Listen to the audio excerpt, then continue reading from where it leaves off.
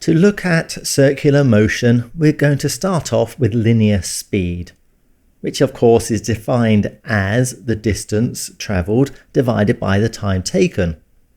So if we are travelling around the circumference for one time period, distance equals 2 pi r, so delta t equals capital T, the period, therefore v equals 2 pi r over capital T.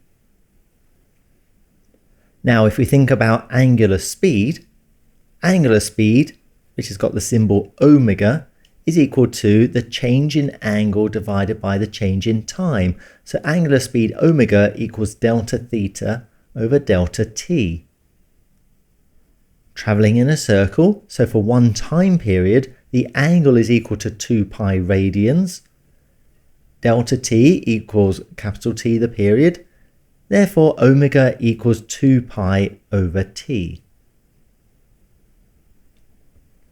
Now, if we combine those together, v equals 2 pi r over capital T, which is equal to 2 pi over t times r. So v equals omega r. Linear speed is equal to the angular speed multiplied by the radius.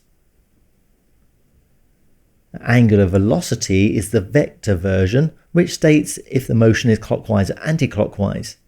This distinction is not needed though, so the terms are often incorrectly interchanged. You can use either, but you should use angular speed.